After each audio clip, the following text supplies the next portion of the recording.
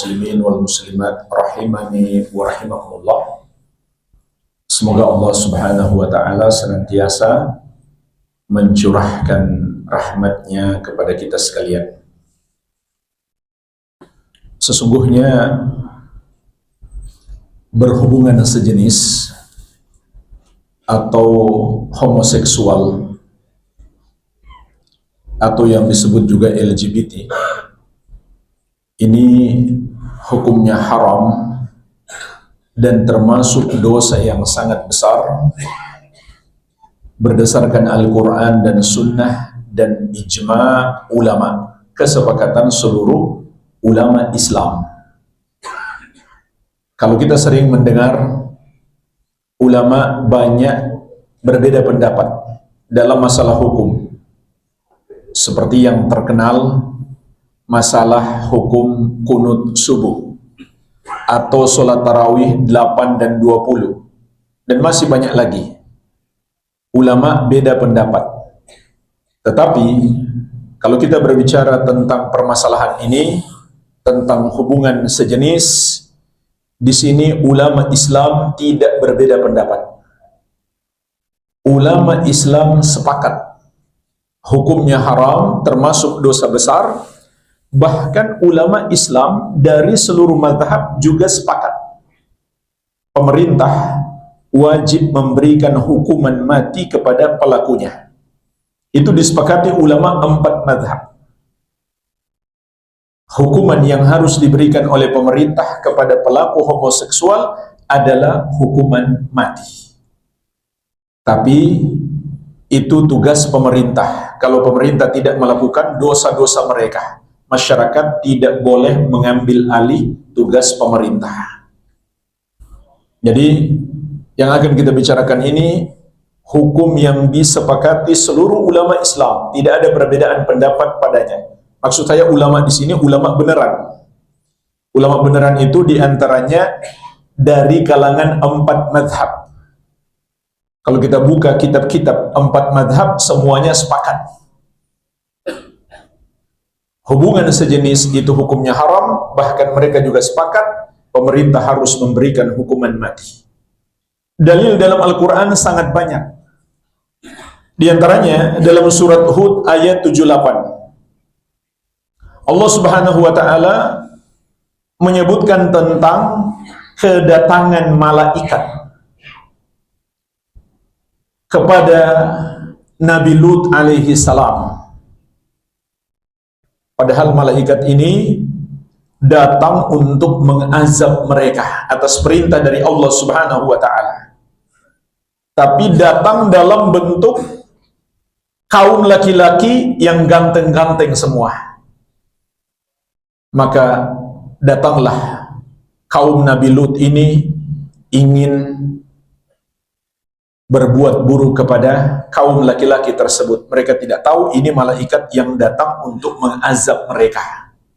Allah sebutkan, waja'ahu qaumuhu yuhra'una ilaihi, dan datanglah kepadanya kaumnya, yaitu kaum Nabi Lut alaihissalam, dengan bergegas karena mendengarkan informasi ada laki-laki ganteng datang kepada beliau. Dan sebagian ulama ahli tafsir menyebutkan yang membocorkan informasi ini adalah istri beliau sendiri. Oleh karenanya istri Nabi Lut alaihissalam termasuk yang diazab. Padahal beliau tidak melakukan perbuatan ini. Cuma dia ridho, dia setuju dengan perbuatan mereka. Dia tidak terlibat sama sekali. Akan tetapi dia membantu mereka. Namun dia sedikit pun tidak melakukan hubungan sejenis, tapi dia ikut diazab. Wa min qablu kanu ya'maluna sayyi'at, dan sejak sebelum itu kata Allah mereka memang sudah melakukan perbuatan buruk tersebut. Qala, maka Nabi Lut alaihissalam berkata, ya qaumi haula'i banati hunna atharu lakum. Wahai kaumku, itu kan ada putri-putri negeriku, istri-istrimu sendiri, itu lebih suci bagi kalian. fattaqullaha wa la tukhzun, maka bertakwalah kepada Allah dan janganlah kalian mempermalukan aku di depan tamu-tamuku. Dan Nabi Lut alaihissalam awalnya juga belum menyadari tamu-tamu beliau adalah malaikat yang datang untuk menghancurkan mereka. Sehingga Nabi Lut berkata, wala tukhuzuni fi dhaifi, jangan kamu permalukan aku di depan tamu-tamuku. Alaysa minkum rajulur rasyid, tidakkah ada di antara kalian orang yang berakal? Jemaah sekalian, dari ayat ini kita bisa memetik pelajaran penting. Allah Subhanahu wa taala mensifatkan perbuatan homoseksual itu dengan 4 sifat. Yang pertama kata Allah itu adalah perbuatan buruk. Wa min qablu kanu ya'maluna sayyi'at, kata Allah, mereka sejak sebelum kedatangan tamu-tamu itu sudah melakukan perbuatan-perbuatan yang buruk. Imam Al-Mufassir, ahli tafsir Ibnu Jarir At-Tabari dalam tafsir beliau mengatakan, min qabli maji'ihim ila Lutin kanu ya'tuna ar-rijal fi adbarihim. Maksudnya sebelum mereka datang menemui tamu-tamunya Nabi Lut alaihissalam, mereka memang sudah terbiasa melakukan hubungan antara sesama jenis di dubur mereka. Maka Allah menyebut ini perbuatan yang jelek. Kemudian yang kedua, Allah mengatakan berhubungan dengan istri-istrimu itu lebih suci bagimu. Oleh karenanya, berhubungan sesama jenis di sini Allah hukumi sebagai sesuatu yang kotor, yang najis. Kata Allah menyebutkan ucapan Nabi Lut alaihissalam, ya qaumi haula'i banati hunna atharu lakum. Wahai kaumku, itulah putri-putri negeriku, yaitu istri-istri kalian sendiri, itu lebih suci bagimu. Kenapa disebut lebih suci? Karena itu hubungan yang halal dan dengan wanita. Berarti hubungan sesama jenis antara laki-laki dengan laki-laki ataupun wanita dengan wanita itu tidak suci, melainkan kotor, najis. Dan yang ketiga, itu memalukan, sehingga Nabi Lut alaihissalam mengatakan fattaqullaha wa la tukhuzuni fi dhaifi, bertakwalah kamu kepada Allah dan jangan kamu permalukan aku di depan tamu-tamuku. Oleh karenanya jemaah sekalian, Nabi SAW pernah mengatakan, inna min kalamin nubuwatil ula idza lam tastahi fasna ma syi'tah. Sesungguhnya ucapan, termasuk ucapan para nabi terdahulu sampai hari ini adalah, kalau kamu nggak malu, lakukan semaumu. Artinya orang yang melakukan hubungan sejenis itu memang sudah kehilangan rasa malu. Oleh karenanya Nabi SAW juga mengatakan, wal haya'u syu'batun minal iman, dan malu itu bagian dari keimanan. Kalau sudah nggak malu, itulah yang menyebabkan muncul berbagai macam perbuatan-perbuatan maksiat. Tidak malu kepada Allah, tidak malu juga kepada manusia. Bahkan yang lebih parah lagi, bukan dilakukan sembunyi-sembunyi, sudah terang-terangan. Dan ini dosa menjadi lebih besar.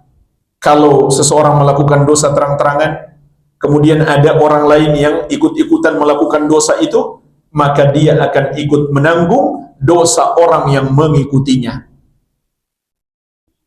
tanpa mengurangi dosa orang-orang yang mengikutinya tersebut.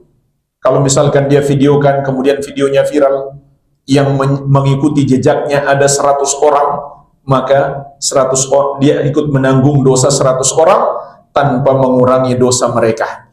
Kemudian yang keempat, kata Allah, Nabi Lut alaihissalam mengatakan kepada mereka, alaysa minkum rajulur rasyid, tidakkah ada di antara kalian orang yang berakal?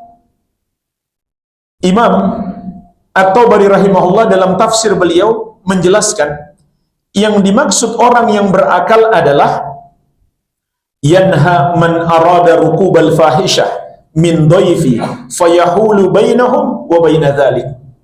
Orang yang melarang perbuatan hubungan sejenis itu yang akan mereka lakukan terhadap tamu-tamuku, sehingga mereka bisa dicegah melakukan perbuatan sejenis, perbuatan hubungan sejenis tersebut.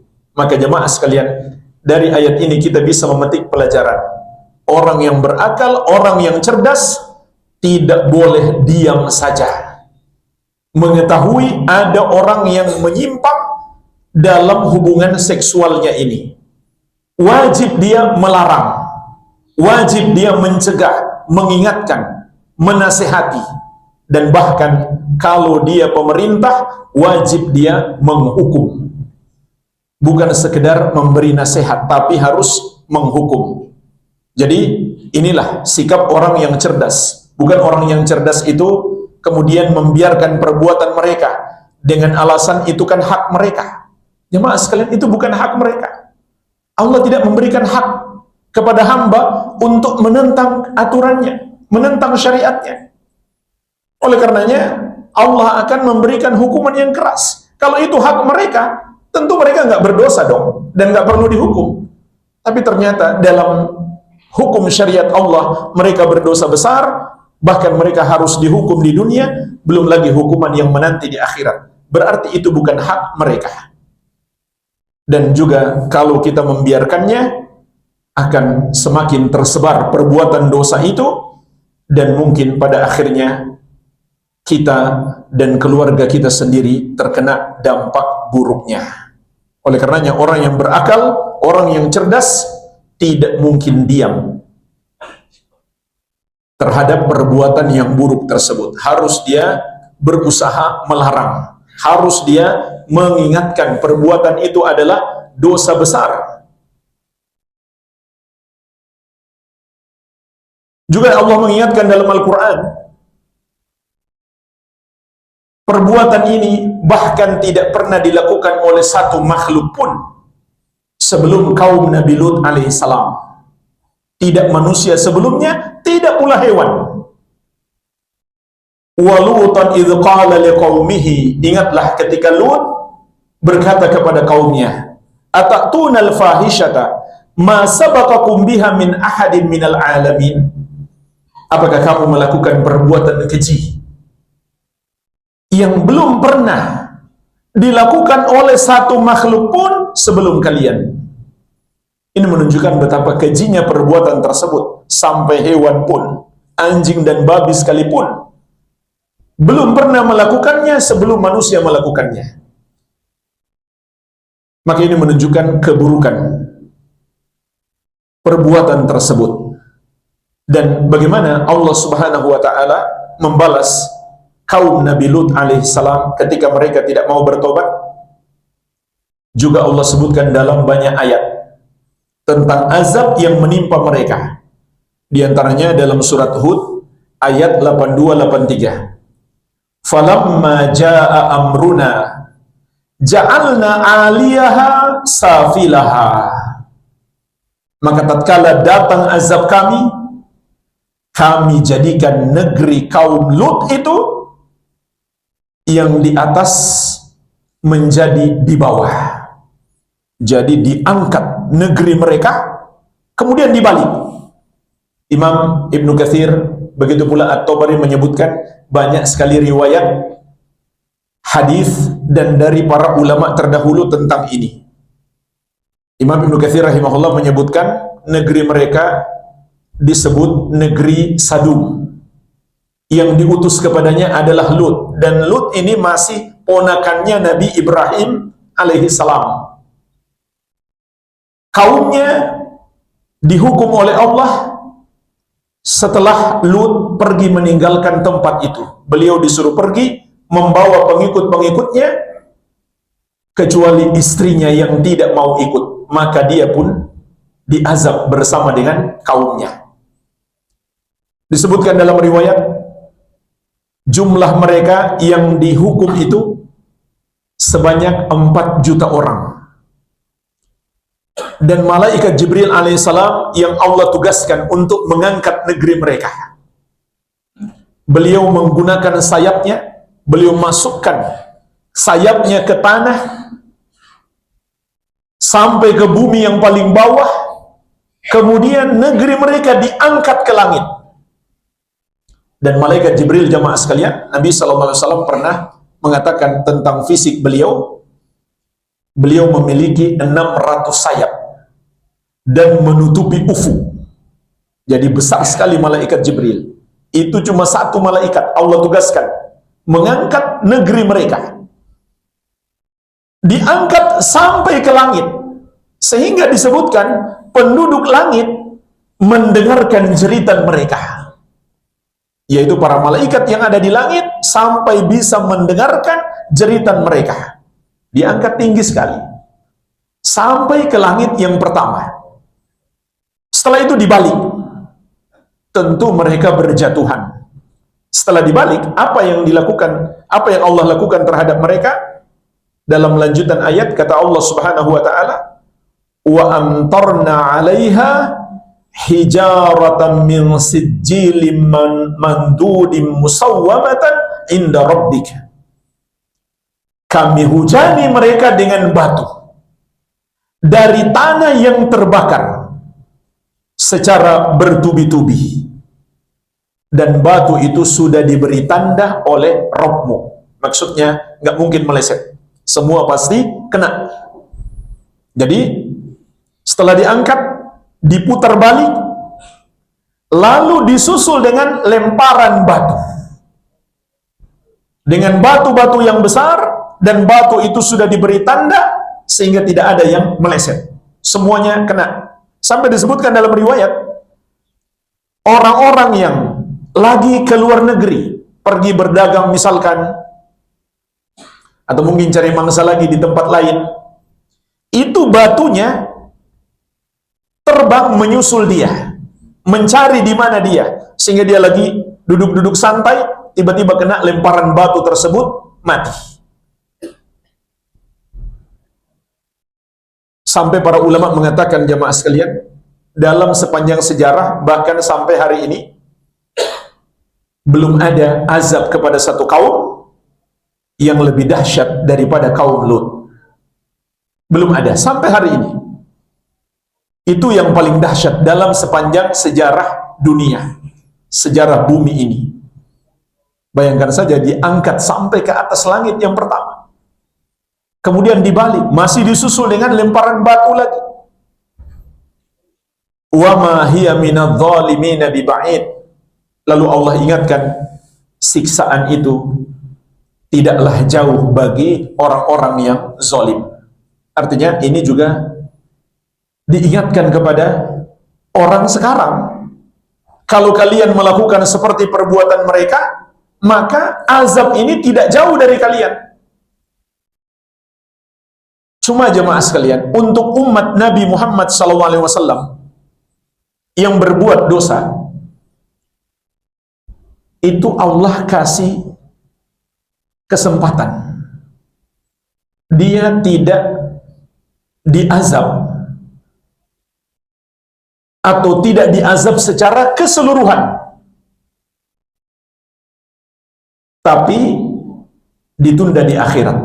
Namun azab kepada pribadi-pribadi tertentu itu mungkin saja Allah berikan di dunia, terutama di hari wafatnya.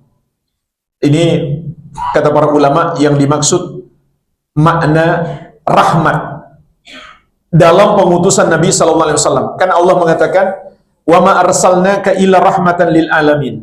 Tidaklah kami utus engkau wahai Muhammad kecuali sebagai rahmat, kasih sayang bagi seluruh makhluk. Apa maknanya Nabi SAW diutus sebagai kasih sayang?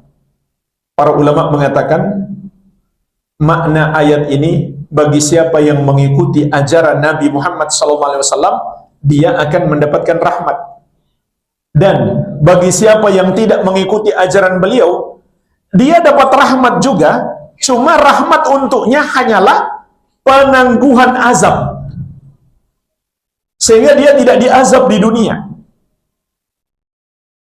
Jadi kalau ada orang sekarang mengatakan, kenapa LGBT sekarang nggak dihukum oleh Allah? Itulah makna Nabi SAW diutus sebagai rahmat. Azabnya ditunda sampai di akhirat. Tapi mungkin saja orang-orang tertentu Allah berikan hukuman di dunia dan di akhirat. Termasuk hukuman di dunia, jemaah sekalian, adalah munculnya berbagai macam penyakit yang belum pernah ada sebelumnya dan sulit ditemukan obatnya. Sebagaimana sabda Nabi SAW, "Walam tadharil fahishatu fi qaumin qattu hatta yu'linu biha illa fasha fihim ta'un wal auja'u allati lam takun fi aslafihim alladhina madaw." Tidaklah satu kaum berbuat keji, berbuat zina, melakukan hubungan sejenis, melakukan hubungan-hubungan seksual yang menyimpang, kemudian mereka menampakkannya, kecuali akan muncul di tengah-tengah mereka wabah penyakit taun, penyakit menular, wal auja'ul lati lam takun fi aslafihimul ladina madaw, dan penyakit-penyakit baru yang belum pernah ada pada generasi mereka sebelumnya.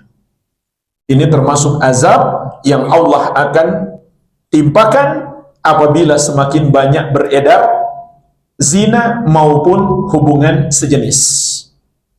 Akan tetapi tidak semuanya diazab, karena Nabi SAW diutus sebagai rahmat, sehingga kesempatan mereka bertobat itu lebih panjang. Beda dengan umat terdahulu, langsung Allah habisi. Itu jemaah sekalian perbedaan pendosa pada umat Nabi terdahulu dan pada umat Nabi Muhammad SAW. Karena Nabi SAW diutus sebagai rahmat, para pendosa pun dapat rahmat, yaitu kesempatan bertobat makin lama dan azabnya ditunda di akhirat. Tapi umat-umat terdahulu langsung Allah habisi, nggak tersisa. Jangankan pelakunya, orang yang membantu mereka, yang setuju dengan perbuatan mereka juga dihabisi, meskipun dia adalah istri seorang nabi. Maka jemaah sekalian, kita juga bisa memetik pelajaran. Tidak pantas kita menyetujui, meridhoi, apalagi membantu perbuatan dosa ini. Minimalnya kita marah di dalam hati, dan cuma sekedar marah saja tanpa ada usaha untuk memperbaiki, untuk merubah mereka, itu sudah selemah-lemah iman. Nabi SAW mengatakan, "Man ra'a minkum munkaran falyughayyirhu bi yadihi, fa in lam yastati' fa bi lisani, wa in lam yastati' fa bi qalbi, wa dzalika adhaful iman." Siapa di antara kalian melihat kemungkaran, rubahlah dengan tangannya, dengan kekuasaannya. Kalau memang dia punya kekuasaan, punya kekuatan. Kalau tidak sanggup, maka dengan lisannya, berikan nasihat. Kalau tidak sanggup juga, maka dengan hatinya. Maksudnya minimal dalam hati dia marah, tidak setuju dengan perbuatan itu.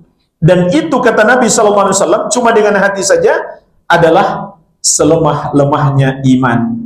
Berarti kalau dalam hatinya dia setuju, sudah tidak ada lagi iman di dalam hatinya.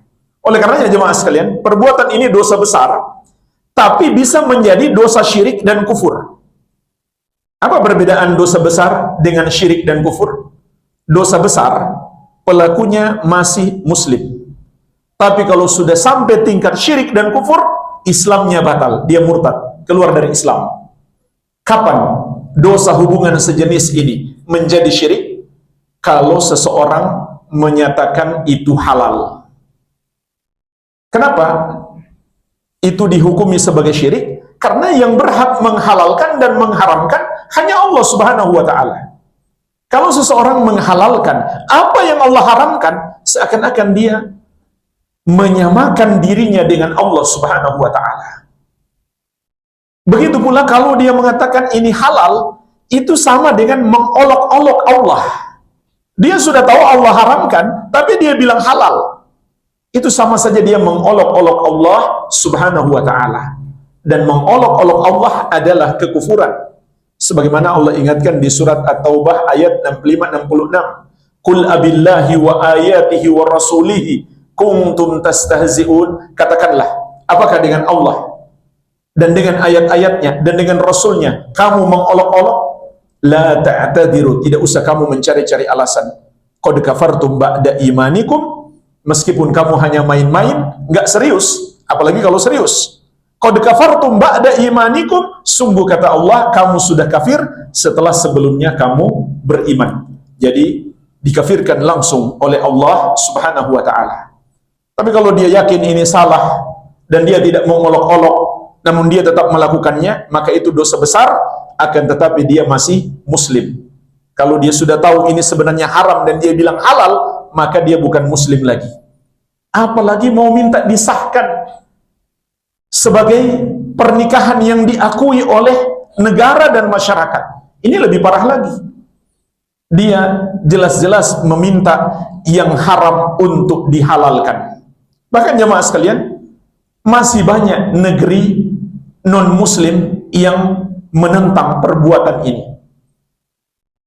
Gereja-gereja juga dulunya awalnya semuanya menentang, tapi sekarang banyak yang sudah terpengaruh.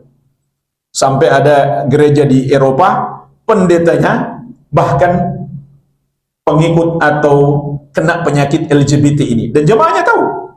Awalnya masih menjadi masalah, lama-lama jadi biasa. Itulah yang terjadi di dunia barat. Jangan heran masyarakat di sana semakin rusak dan muncul berbagai macam penyakit menular. Tapi sampai hari ini masih ada segelintir negara-negara non-muslim yang menolak. Meskipun banyak yang sudah menerima dan disahkan menjadi undang-undang, masih ada yang mempertahankan akal sehat mereka dan ajaran asli yang Allah turunkan di dalam Injil. Yang menjadi sangat aneh kalau di negara kaum muslimin kemudian disahkan undang-undang seperti ini, naudzubillah. Ini harus kita lawan semuanya, harus kita tentang kalau ada yang berusaha menesahkan. Di negeri kita sudah pernah ada orang yang dapat sponsor. Jadi dapat sponsor dari sebuah lembaga di barat untuk melakukan studi. Apakah layak? Apakah mungkin dalam hukum Islam pernikahan sejenis itu halal? Jadi dia cari dalil-dalil, kemudian dia hasilnya bisa halal. Kemudian draftnya sudah sampai masuk ke DPR. Kemudian orang itu oleh lembaga tersebut setelah didanai dia studi, dia dikasih hadiah, dikasih penghargaan. Jadi begitu cara mereka untuk merusak masyarakat kaum muslimin. Maka hati-hati. Bahkan sudah masuk di waktu itu di meja DPR untuk minta disahkan. Alhamdulillah masih ada partai-partai yang waras yang menolak undang-undang tersebut. Imam Ibnu Qayyim rahimahullah menyebutkan kesepakatan para sahabat Nabi sallallahu alaihi wasallam dan para ulama, wa atbaqa ashabu Rasulillah sallallahu alaihi wasallam lam yakhtalif minhum fihi rajulani, wa atbaqa ashabu Rasulillah sallallahu alaihi wasallam ala qatlihi lam yakhtalif minhum fihi rajulani. Para sahabat Rasulullah sallallahu alaihi wasallam, begitu pula para ulama setelahnya, itu sepakat pelakunya diberi hukuman mati oleh pemerintah. Tidak ada perbedaan pendapat ulama dahulu. Hanya saja Imam Ibnu Katsir rahimahullah menyebutkan ulama beda pendapat hukuman apa yang, bagaimana cara hukuman matinya. Kalau dalam mazhab Syafi'i, hukumannya seperti hukuman orang yang sudah pernah menikah kemudian berzina. Hukumannya adalah dirajam, dilempari batu sampai mati. Itu dalam mazhab Syafi'i. Sedangkan dalam mazhab Abu Hanifah, hukumannya disamakan dengan hukuman yang Allah timpakan kepada kaum Lut. Caranya gimana? Bawa dia ke tempat yang paling tinggi di daerah itu, kemudian lempar dia dari atas, lalu susul dengan lemparan batu. Intinya ulama masih beda pendapat hukuman mati seperti apa yang pantas diberikan kepadanya. Tapi ulama tidak berbeda pendapat bahwa dia harus diberi hukuman mati. Dan ini berdasarkan nas yang tegas dari Rasulullah sallallahu alaihi wasallam. Beliau bersabda, "Man wajadtumuhu ya'malu amala qaumi Lutin faqtulul fa'il wal maf'ul bih." Siapa saja kamu temukan melakukan perbuatan kaum Lut, maka bunuhlah atau berikan hukuman mati kepada kedua pelakunya tersebut. Kecuali tentu kalau satu diperkosa. Tapi kalau dua-duanya sama-sama suka, dua-duanya diberikan hukuman mati. Ini perintah Nabi Muhammad sallallahu alaihi wa ala alihi wasallam. Tapi sekali lagi, perintah ini ditujukan kepada penguasa, bukan kepada masyarakat secara umum. Tugas kita sebagai masyarakat adalah memberikan nasihat. Jadi kalau lihat bencong di jalan, jangan ditabrak ya. Itu tugas pemerintah, memberikan hukuman mati. Tugas kita memberikan nasihat. Dan bisa disembuhkan. Para dokter, para ahli kesehatan telah berbicara tentang ini. Bahwa ini penyakit. Bisa disembuhkan. Ini penyakit bisa disembuhkan. Bisa konsultasi dengan seorang ahli kesehatan, juga minta nasihat dari para ulama untuk menguatkan hatinya. Dan alhamdulillah ada yang sembuh. Ada banyak yang sembuh. Dan juga jemaah sekalian, sebagai penjagaan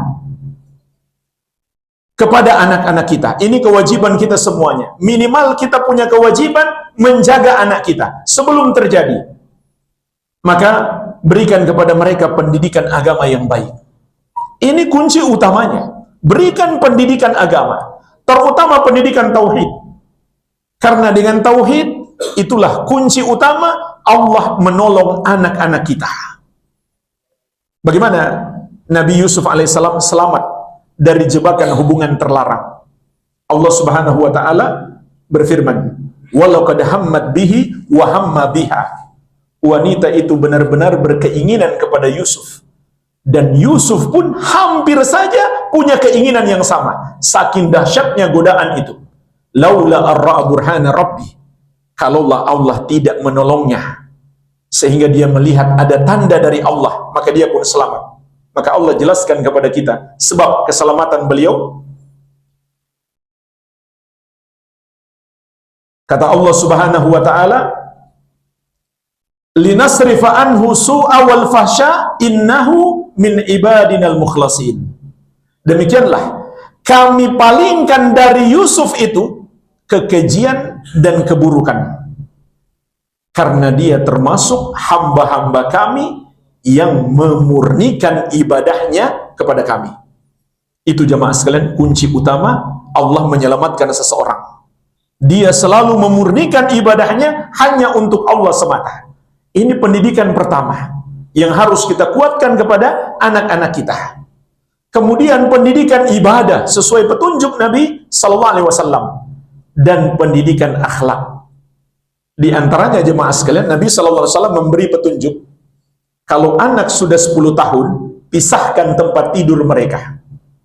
Baik antara sejenis maupun lawan jenis. Biarpun mereka bersaudara, biarpun dengan ayah dan ibunya, itu sudah nggak pantas. Tidur satu ranjang. Kata Nabi SAW, ini hadis bagian awal kita sering dengar, tapi ada bagian akhirnya yang mungkin kita jarang dengar. Kata Nabi SAW, muru auladakum bis solati wahum abna'u sab'i sinin. Perintahkan anakmu solat di umur 7 tahun. Wadribuhum alaiha wahum abna'u ashrin. Dan pukul kalau nggak mau solat di umur 10 tahun. Kemudian lanjutannya apa? Wa farriqu bainahum fil madhaji, dan pisahkan tempat tidur mereka di umur 10 tahun tersebut. Ini diantara hikmahnya untuk mencegah munculnya syahwat yang terlarang. Jadi sejak 10 tahun sudah dipisahkan tempat tidur mereka. Dan juga jemaah sekalian, harus terus-menerus ada pengawasan dari orang tua. Yang masalahnya memang kalau anak masuk pondok dan telah menjadi rahasia umum. Mohon maaf, ini berat untuk disampaikan, tapi harus disampaikan. Banyak anak yang terjerumus dalam hubungan LGBT ini di pondok pesantren. Karena ada satu yang bermasalah, dia menularkan kepada anak yang lain. Orang tuanya nggak ada untuk mengawasi, pengawasan dari guru kurang. Maka kita sebagai orang tua perlu bermusyawarah dengan guru-guru di pondok pesantren, bagaimana mengetatkan pengawasan. Mungkin di antaranya di kamar-kamar mereka pasang CCTV. Dan kalau ada anak yang kelihatan bermasalah, itu jangan ragu untuk dipecat. Paling tidak dipecat sementara, sampai dia sembuh baru balik lagi. Karena kalau nggak dipecat, mudaratnya lebih besar. Memang kalau dia dikeluarkan dari sekolah, itu mudarat. Tapi kalau dia biarkan, mudaratnya lebih besar. Jadi lebih baik diamputasi. Mungkin dia nggak cocok diajarkan dalam sistem pondok pesantren. Dia harus tinggal di rumah, terus-menerus diawasi oleh orang tuanya. Ini penting jamaah sekalian. Karena saya pernah mondok dari kecil, tahu betul bagaimana kehidupan di pondok pesantren. Jangankan santrinya, ustadznya ada yang kena. Ini berat sekali untuk dibicarakan. Tapi harus dibicarakan supaya tidak semakin luas. Walhamdulillah banyak pondok pesantren yang sudah menyadari hal ini dan sudah punya aturan-aturan yang sangat ketat tentang ini. Tapi mungkin belum semuanya. Jadi perlu kita berhati-hati. Sangat bagus tentunya memasukkan anak kita di pondok pesantren. Tetapi dampak buruknya harus kita bicarakan bersama dengan guru-gurunya bagaimana mengantisipasi. Begitu pula jemaah sekalian, mungkin ini yang terakhir.